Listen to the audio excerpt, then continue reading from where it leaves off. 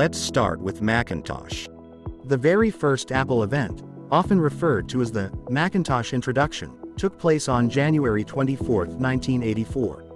It was a historic event held at the Flint Center for the Performing Arts in Cupertino, California. This event is particularly significant because it marked the introduction of the original Macintosh computer, which revolutionized personal computing with its graphical user interface and mouse. It's more sophisticated, yet less complicated. It's more powerful, yet less cumbersome. It can store vast amounts of yesterday, or tell you what's in store for tomorrow. It can draw a picture, or it can draw conclusions. It's a personal computer from Apple, and it's as easy to use as this. Macintosh, the computer for the rest of us. Introducing Macintosh. It does all the things you'd expect a personal computer to do. It does a lot of things you wouldn't expect a personal computer to do. And it does some things no other computer has ever done before. Of course, to do all this, you will have to learn to do this. Macintosh, the computer for the rest of us. The real genius of Macintosh, Apple's newest personal computer, isn't its 32-bit microprocessor, or that it captures the power of a mainframe on a board 10 by 10 inches, or even that it costs half as much as computers half as powerful. The real genius of Macintosh is that you don't have to be a genius to use it. Macintosh, the computer for the rest of us. You're about to see a few people learn to use the newest, most advanced business computer in the world.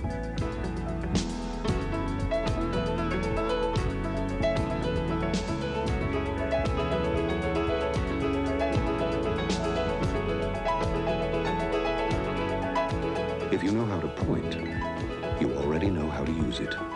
Macintosh, the computer for the rest of us.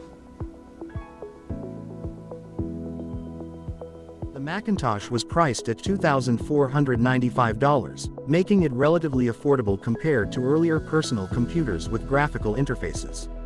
The revolution of Macintosh from this, to this, to this, to this. Then it came to the iPod era.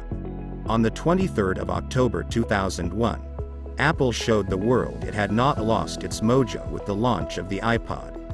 Steve Jobs elaborated on how the iPod stored music, how it could be operated by just one hand. Thanks to an innovative click wheel, and of course, he unleashed a phrase that is now part of tech legend. If we're going to keep 1,000 songs on iPod and it fits in your pocket, how do we do this? How do we possibly do this? That day, he told us exactly how. And the world of music was never the same again. So this is what's so remarkable about iPod. It is ultra portable. We didn't stop there. iPod has got Apple design. We got one of the best design teams in the world, and they have done a remarkable job. And let me show you. This is what iPod looks from the side. Again, about 3/4 of an inch thick. I'm going to show you the back first because I'm in love with it. It's stainless steel. It's really, really durable. It's beautiful. And this is what the front of it looks like. Boom. That's iPod. I happen to have one right here in my pocket, matter of fact. There it is, right there.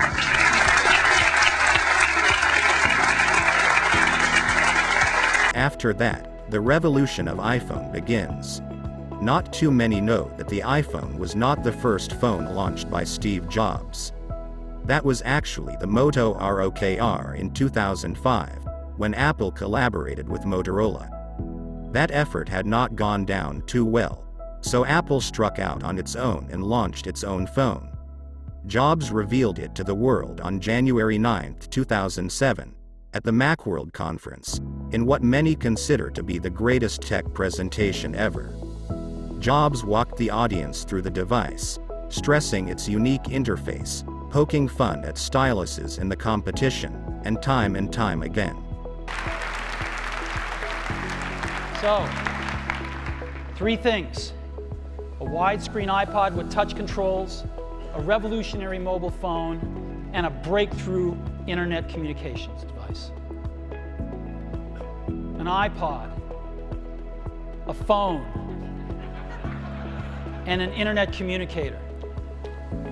An iPod, a phone. Are you getting it? These are not 3 separate devices. This is one device.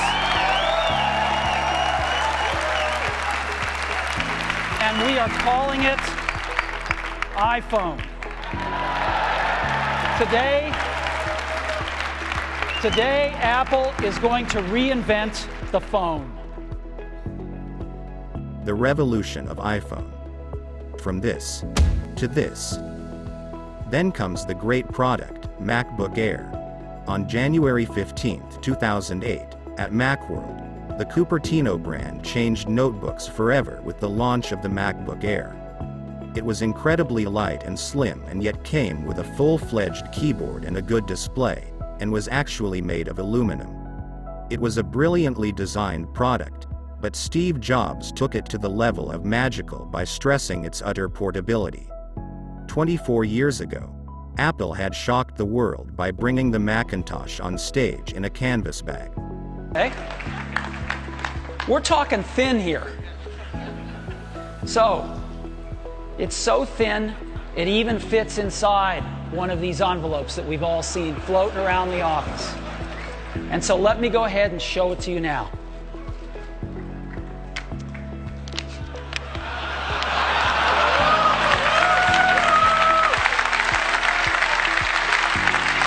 This is it.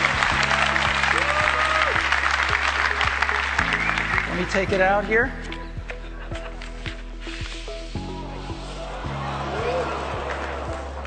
This is the new MacBook Air, and you can get a feel for how thin it is. Yeah, there it is. Look at this.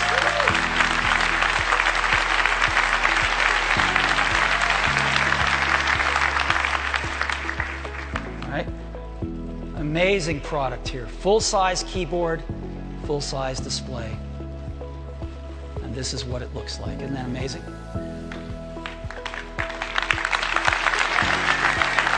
So,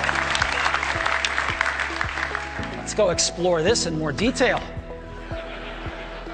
So again, it fits inside one of these envelopes. It's that small.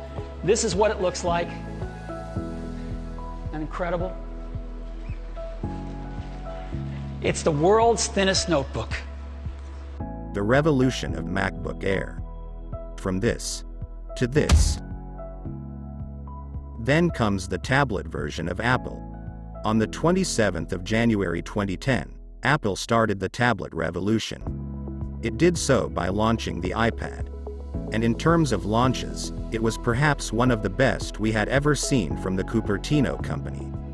Jobs was at the front and center of it, of course, but other executives also took their places on the stage, stressing the ease of use of the device, reclining on sofas as they used it.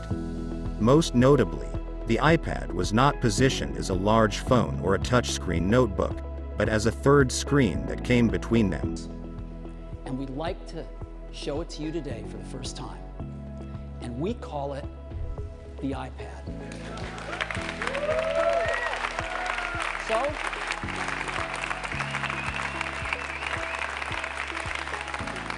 let me show it to you now. This is what it looks like. I happen to have one right here. The revolution of iPad. From this to this. Then Apple Watch came to rule by Apple. Apple Watch was presented by CEO Tim Cook in conjunction with the iPhone 6, originally marketed as a fashion accessory, focusing on the varying band and body styles. It was officially released in April 2015 with the focus shifting to the fitness-oriented features.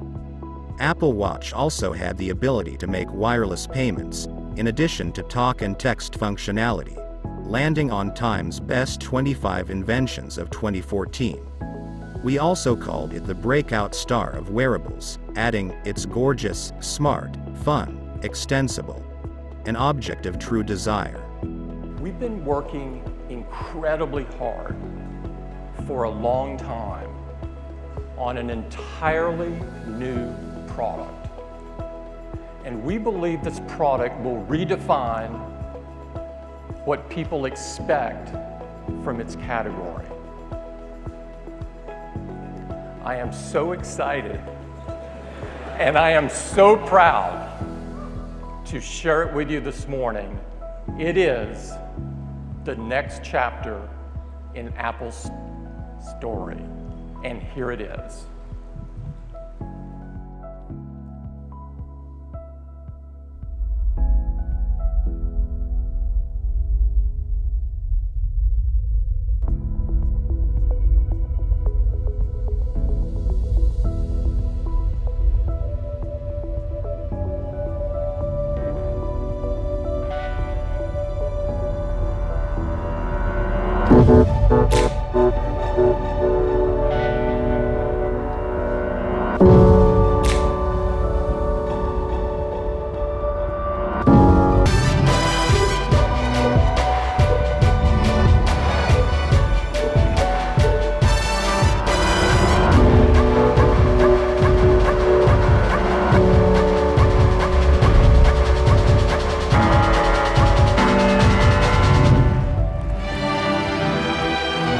Apple has made brilliant other products: Apple Vision, AirPod, Apple TV, Home, which we will talk about later in a video.